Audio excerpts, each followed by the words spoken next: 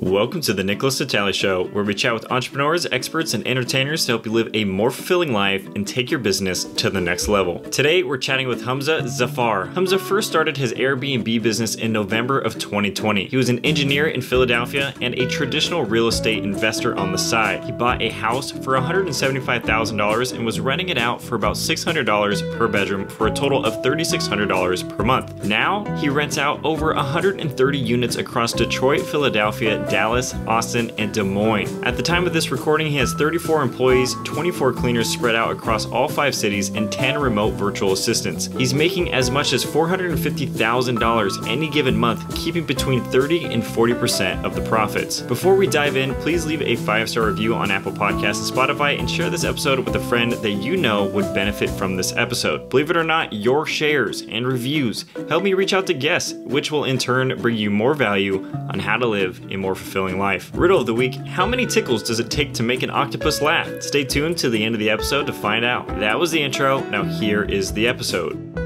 We're gonna dive right in. Here's what I've heard. I've heard you state that you have a large tolerance for risk, and this is shown in your ability and determination to scale rapidly with your Airbnb business, and also in crypto. Word on the street is that you have lost as much as $250,000 in a day and made as much as $100,000 in a day in crypto. What's the story behind these big gains and losses in crypto? All right, so it's actually I lost 500,000 in a span of a week and a half, $500,000.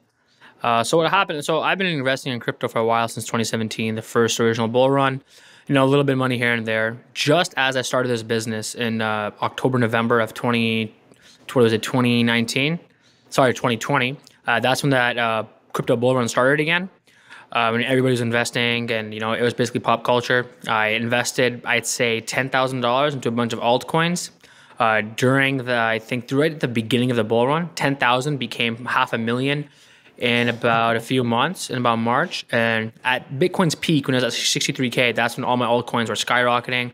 The count was at $500,000. And at that point, honestly, like, I was really, really busy in Dallas. I was expanding the business. I didn't have time to even look at my portfolio. For me, it was just imaginary money. It wasn't really real unless I actually took it out. And like, obviously I look at it and it feels cool. You know, I have $500,000 in crypto, but because I already experienced the 2017 bull run and lost everything back then, which is, you know, relatively a small amount, I knew it could happen again. Which, to be honest, if it did, I was okay with. I didn't pull it out because at that point, either it had the chance of going to 5 million or going to zero. For me, at that moment, 500,000 wouldn't really have changed a lot, but 5 million would have. So I'm like, you know what? If it goes to 5 million, cool. If it goes to zero, it's, you know, it's good either way. And then within the span of 2 weeks, you know, as Bitcoin crashed all the way down to 40,000, I think it was, every altcoin dropped to the actual floor, and that 500,000 right now is like 40,000. But I only put $10,000 in, so at the end of the day, like, it's not a big deal. Like, I don't really care about it that much. Yeah, that's great. That's that's so funny. What was the most ridiculous altcoin that you were in? It was called Harmony One. I bought it at like the cheapest dirtbag cheapest time possible. Another one was called Digibyte, called DGB. I bought a bunch of cheap altcoins that were, you know, I did some research on. You know, the bet paid off, but I didn't pull out in time. I was just too busy focusing on the business. Hey, that's a good place to keep your focus. You never know the volatility of crypto, so sounds like you made the right decision to keep your focus on that. We're gonna switch gears here. Alex Hormozi's content has played a role in how you run your business, working on your business rather than in your business. And recently, Alex posted a video stating 3 traits that build most highly successful people. Maybe you've seen it. And those 3 traits being that highly successful people are: 1, have a bit of a superiority complex. They believe that they deserve more than others and can conquer big goals. 2, they have crippling insecurity. This is Alex's words, not mine. That they'll never be enough, and they place their value next to their accomplishments. So they're constantly chasing after those big goals. And the 3rd thing is impulse control. They're able to focus on a single thing for an extended period of time, which is pretty much delayed gratification. Do you see, if any of those traits, do you see any of them, and which one holds closest to you? Yeah, so the first 2, I don't relate with at all whatsoever. So let's go off the second one. The second one is, you know, basically the insecurity part of never being good enough and always wanted to have bigger goals. For me, you know, I'm a very simple guy. I'm in this for the journey, not for the destination. I enjoy business. I enjoy having fun while I'm doing it and just having a good time. You know, I came from the corporate world, worked 9 to 5 as an engineer. The only thing I ever wanted was just not to, you know, sit at a desk all day long and pursue my hobbies and passions. And one of those hobbies and passions ended up, making hundreds of thousands of dollars every month. Then after that, it doesn't matter to me what I do, right? So I'm just in it for the journey, man. I'm not really in it to, prove anyone wrong or anything. I've already done that many times over. I'm just in it for myself and just, living a good life and spending time with my wife and just spending time with the family. That's all it really is. The first one, what was the first point again? First point was superiority complex, but he broke it down to just say like 2 points where they believe they deserve more than others, but also that they believe that they can conquer big goals. Yeah, so I wouldn't say I have a superiority complex at all, because I know at the end of the day, tomorrow, if God really wanted it, he can humble me in 2 seconds and I could be literally bankrupt and go to zero. I could literally be on a car crash right after this Zoom, and I could literally die or be paralyzed. You should never think you're above someone just because of your income, just because of your position in life. You can think that, you're harder working than them, and, you can think that, but you shouldn't really think I'm better than someone just because of, my financial situation. You don't know somebody else's financial situation. You don't know if they, how they grew up. You don't really know anything about them. They could be struggling with some type of, problem with family back home. You have no idea, right? Everyone's, life is different.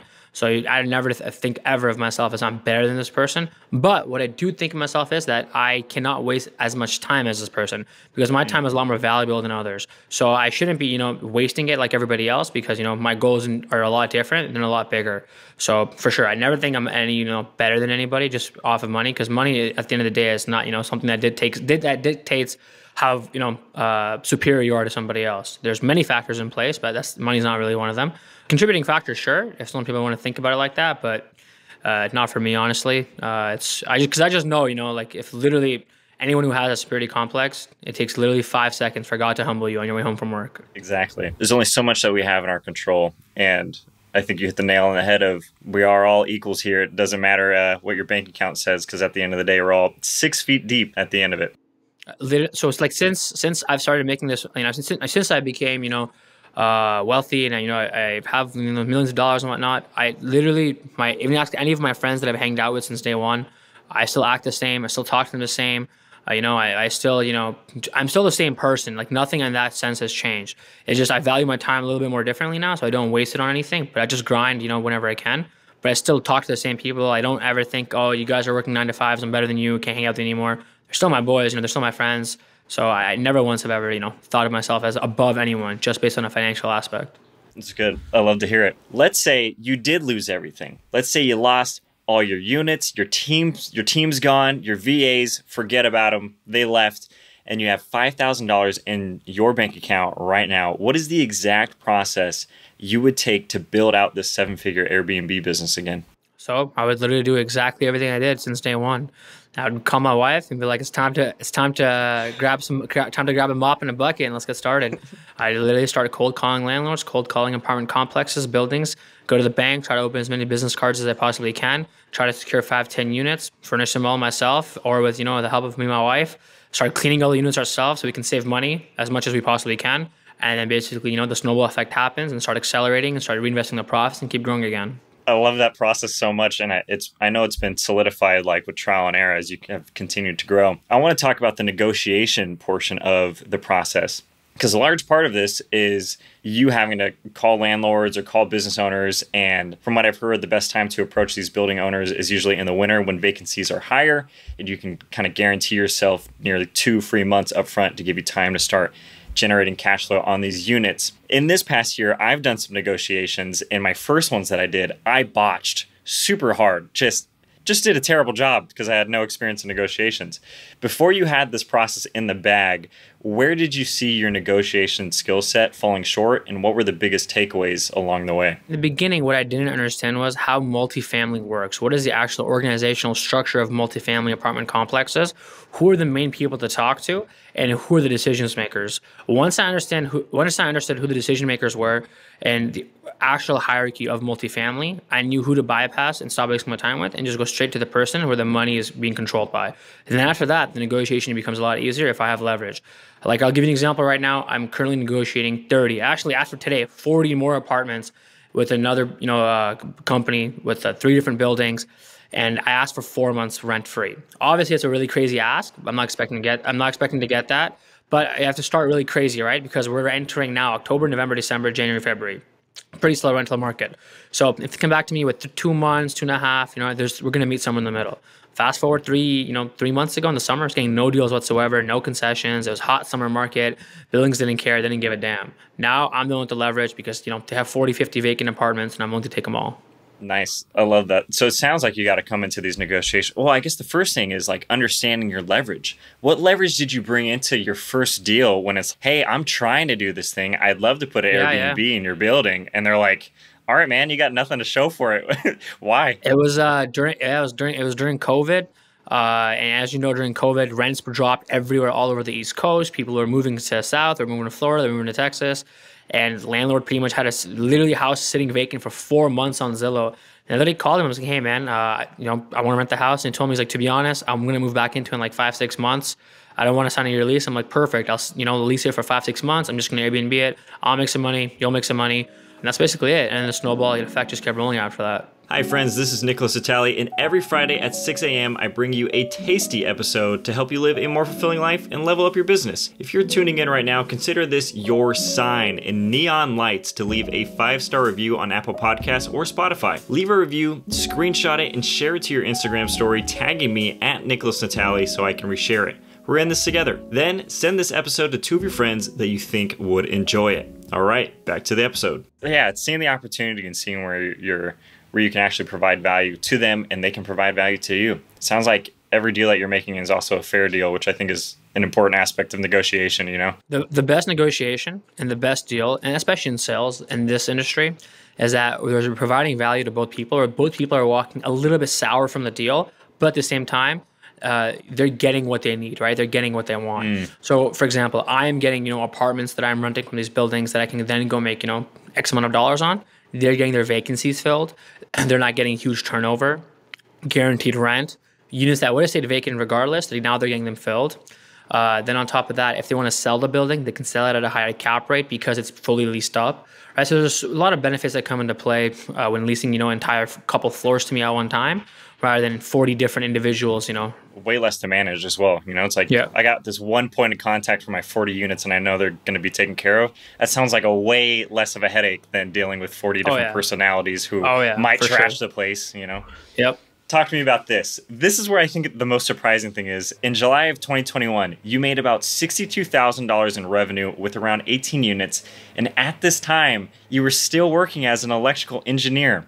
Where did the hesitancy from quitting your job stem from? And what was the thing that clicked for you that was like, I got to make the leap. Like, it's time. So I quit my job in December of 2021. So like just a few months ago. And at that point in December, I think I broke 100,000 and 110,000 revenue. I think my profit was like 30 or 40K, something like that. My job was paying me $4,000 a month, working 55 hours a week. So it averages out to like 30 something an hour after tax, 20 something an hour. Commuting an hour there, commuting an hour back. The only reason why is because I'm not an American citizen, I'm Canadian. So I couldn't really quit my job because my work visa was basically allowing me to stay in the United States. So once I basically got my investor visa, then I basically said, all right, fuck this job, I'm out. Yeah, nice. That's smart. I was wondering about it because I was like, man, you have so much like revenue coming in. There's got to be a reason to hold on to it. Yeah, people don't understand that because I'm not an American citizen. I couldn't just quit whenever I wanted. There's a process that had to be done behind the scenes. Think about it from my position, walking into an office, making more money than the entire floor of engineers combined, and just sitting there getting yelled at by your boss about some bullshit that, why are you 30 minutes late to work? Why'd you leave early 20 minutes? In your head, you just want to tell them to fuck off, but you can't, because you just got to wait. So that was my, dilemma essentially. It's all part of the plan. You're just waiting for the perfect time. I want to know, did you have a vision? Because I think if I remember correctly when I was doing some research, you were originally living in the basement of your parents' place with your wife, still working on this business like 1 hour a day. Did you have this vision of this thing is going to scale up? I'm going to try to scale it as fast as I can. Or was this like, I hope I make a couple extra bucks on the side, and then it started snowballing like you're saying? You're like, oh, there's opportunity here. Yeah, so when I was living in Philadelphia, my wife and I got married. We moved to Philadelphia right away, like as soon as I got married. I lived there as an engineer. My company paid for my car. They paid for my gas. They paid for basically everything. And then all I really did was just work, right? They were paying me $8,000 a month after tax. So I was saving every single dollar. Our rent was $1,000 a month. So I was saving about $500 a month essentially. And we were just, whenever we would do things, we would do free things only. Try to save as every dollar as possible. At this point, I already had one rental property that I owned in my small hometown in Canada called Windsor, Ontario, as a student rental. And my goal was to basically do something with the money. I didn't want to just save it, but I also didn't want to invest in the stock market because I knew I had to build a cash flowing business, not just, to keep investing money to retire at 50. I don't want that. I wanted to make millions of dollars a year now at a young age, not at the age of 55, right? So I just had to wait and learn everything I possibly could about business until that time essentially came. I didn't know what it was going to be, but I knew something was coming down the road. So I just learned everything I possibly could about business, real estate, and just saved every single dollar I had until the time it came to execution. I had the capital, I had the knowledge, and just went full on into work. When I left Philadelphia, my contract in Philly ended. I had to move back to Detroit. I had about a 3-month waiting period. So I lived in a basement with my parents, with my wife, for about 3 months, about 2 months, I'd say, in Windsor. And then we moved to Detroit right away because, that's where my job was. And then at that point, we just kept building the business while I was working the 9 to 5, and it got to a point where I'm having all these deals. Landlords are calling me during the day and I'm like running to the bathroom to take these phone calls, running outside to take these phone calls. I got one headphone in the ear, making sure my boss ain't looking or anyone's looking over my shoulder, running, down the hallway and taking these phone calls. So it was pretty like, you know what? This is literally such a waste of my time. F this shit. I'm going all in. Like, I'm going to go this to, X millions of dollars a year. That is incredible. I love the idea of you like having your hand covering one of your ears on the phone with the headphone. But I can definitely see the momentum really carried you into this thing, and your determination is also what has helped scale this incredibly. If you didn't have a mindset of growth or the desire to scale it as fast as this, like you wouldn't have the results. Yeah. I want to talk about your wife's involvement during the early days of the business. Let me backtrack even before that. In the early days of starting your business, your wife gave you the nickname, the Bathroom Boy. Why did she give you that nickname, and what memories come up for you when you hear it? We basically, when we got our first couple units, we were cleaning all the units ourselves. And when we came to cleaning the units, we'd split up the responsibilities. And one of my main responsibilities was cleaning all the bathrooms. And, I would be the bathroom boy, basically. And that was my job, essentially. And it just brings me back, memories of like us literally grinding. And like, I would work 8 p.m. or 9 p.m. to 5 a.m. because my job was night shift.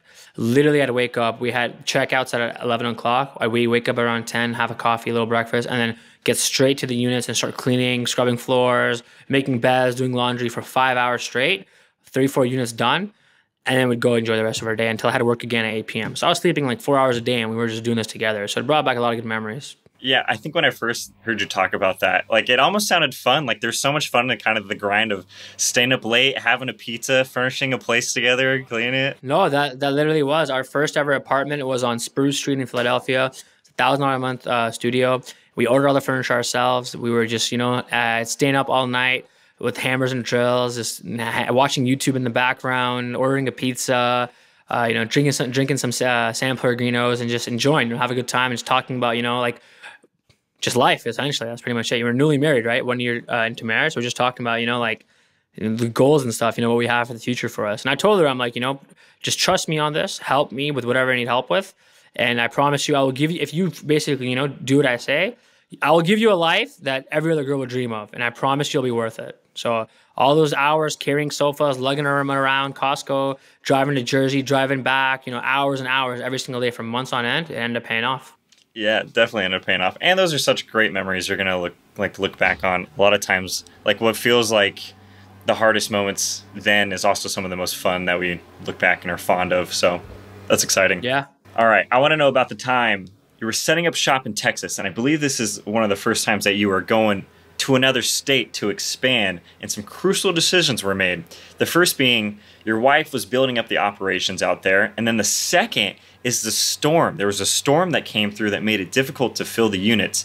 Tell me about this time and how you overcame the hurdle of a lot of widespread vacancy, at least during the storm time. Yeah, not even just fill the units, is the deliveries was the issue. Because of that big Texas snowstorm that happened, because of the big Texas snowstorm that happened, I think it was last year or year before, whatever. All the deliveries were delayed by like literally 2 weeks. UPS, Amazon, FedEx. So literally I was burning money every single day for 2 weeks straight with no deliveries.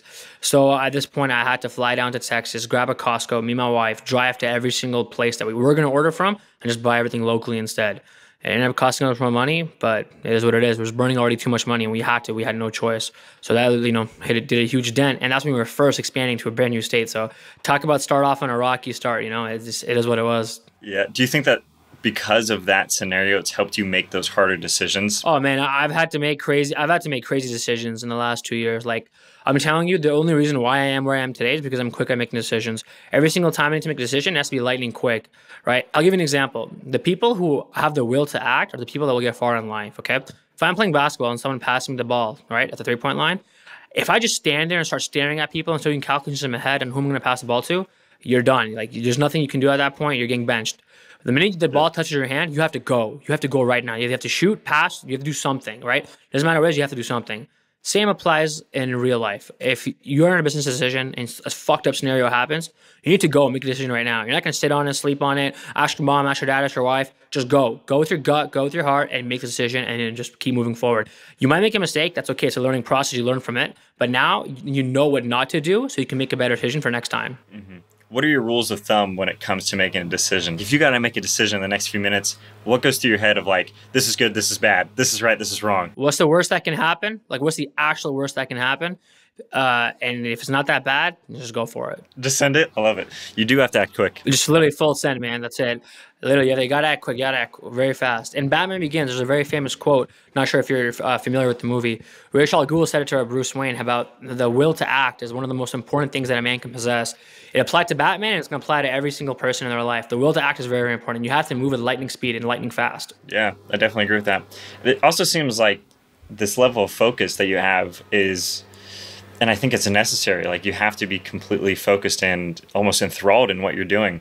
Where do you think that stems from? Is it the desire to succeed, or is it merely like, I love doing this and I can't get enough of it, or something else? Honestly, I don't really have a desire for money. Like after making 20 grand a month to then making 100 grand a month and then 200 grand a month, my life hasn't changed. After 20 grand a month, I feel like that's the number where like, there's really not much you can do, right? That, you know, someone at 100 grand a month can do that you can't, right?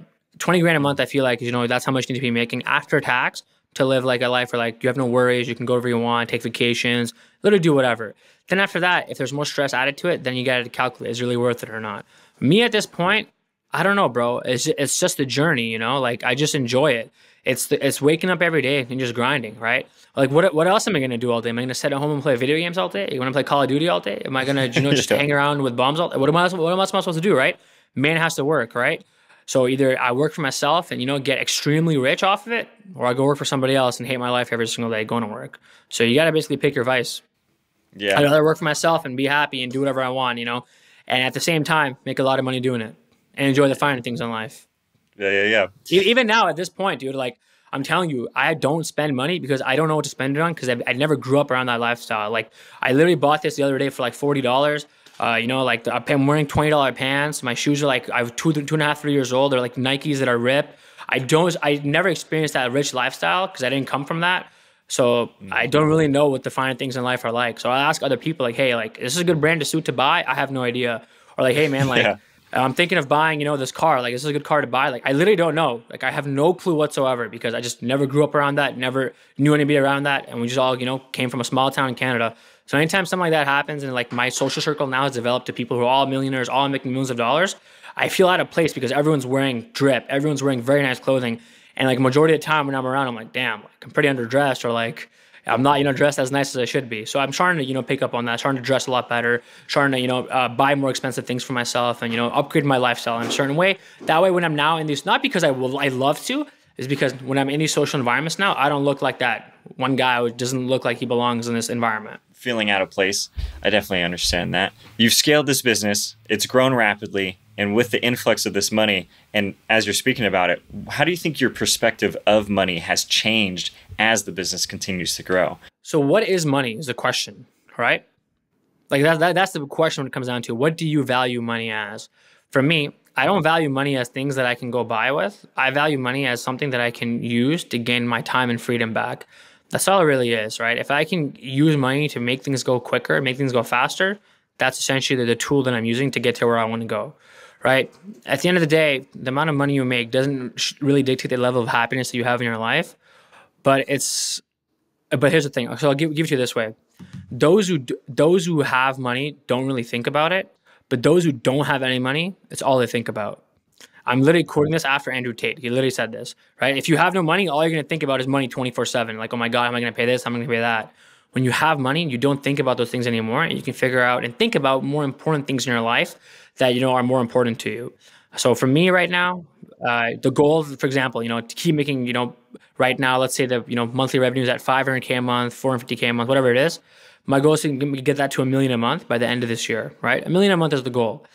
The reason why do I want to get to that goal? It's not because I want to go start buying Bugattis. I literally don't care about it.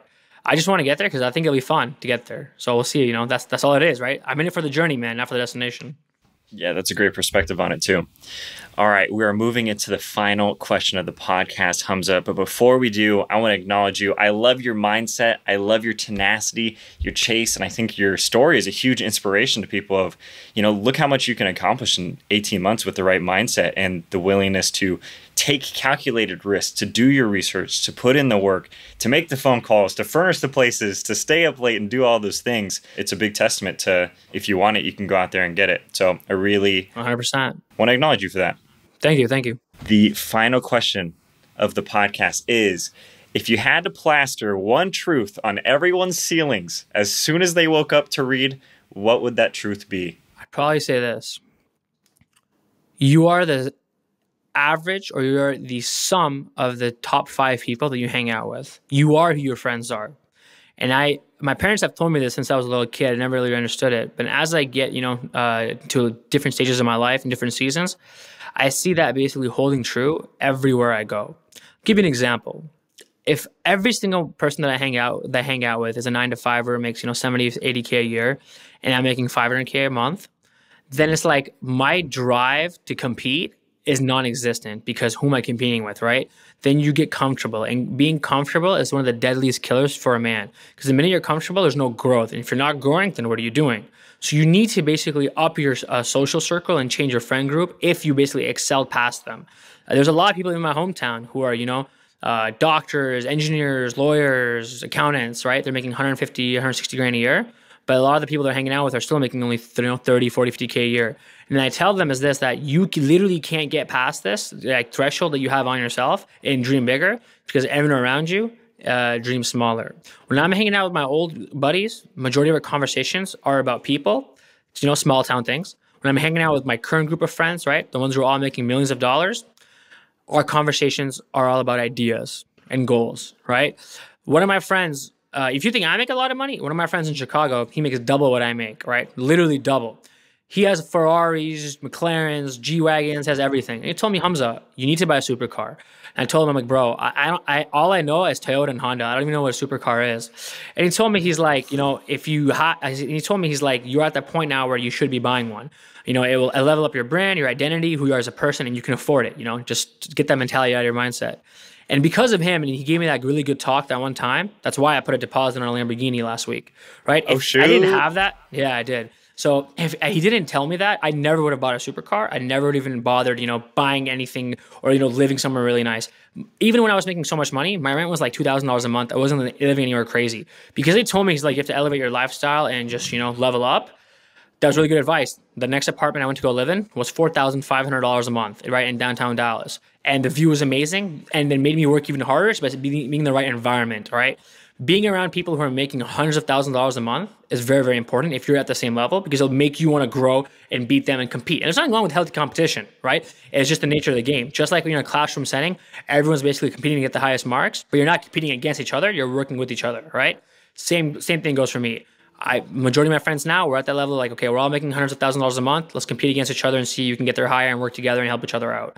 It's not a a battle royale at the end of the day. It's a group effort to have everyone around you just rise together. Yeah. The healthy competition is what makes us grow. And I do think there is something to be said to our environment that pushes us into the next level. 100%. 100%. And I tell people all the time, your environment really plays a big role in how your life will play out. So if you grew up in your small hometown, you got to leave for at least 3-4 years, go out into the world where you don't know a single person, literally live where you don't know anybody, have no friends, and get to work. When my wife and I moved to Philly, we didn't know anybody, dude. We were living on 8th and Snyder on Cantrell Street, which is not a really good area of South Philadelphia. Didn't have any friends, didn't know a single person, crackheads all around us. It wasn't the greatest, but it gave us time and gave me time to have some self-reflection in life. We're like, okay, I'm in a brand new environment. I'm uncomfortable. And if I'm uncomfortable, I like it. If I'm a little stressed, I love it because I know I'm growing and I'm going to come out of this a much more mature, much wiser person. Yeah, it's definitely the uncomfort where we start to flourish. And it's usually when we reap the benefits of it, right? It's usually like we're being molded into someone that can handle those things much easier. And like you said, it's like you make those decisions and you keep making them, they're going to get better. Yeah. It's like a repeated process, rinse and repeat. 100%. Love it. Humza, thank you so much for being on the show. All of Humza's information will be in the show notes. Check out his Instagram. Give him a follow. He posts really valuable information on there. And Humza, thanks for coming on the show. Thanks for having me, man. I appreciate it. Bye. That was the episode. You just listened to it. Don't forget to leave a 5-star review on Apple Podcasts and Spotify. Share this episode with a friend that you admire most. It'll take 5 seconds and is a wonderful use of your screen time. And it helps us provide even more value to you on the back end. The real reason you're still here, though, you want to know the answer to the riddle of the week. The riddle of the week is, how many tickles does it take to make an octopus laugh? 10 tickles. 10 of them. 10 tickles. Tentacles. 10 tickles to make an octopus. Thank you for tuning in, and I'll see you next Friday at 6 a.m. Be kind, be strong, be disciplined. We're almost through the month of January. Hope you're sticking to those goals, and I'll see you next week at 6 a.m. Thank you. Bye!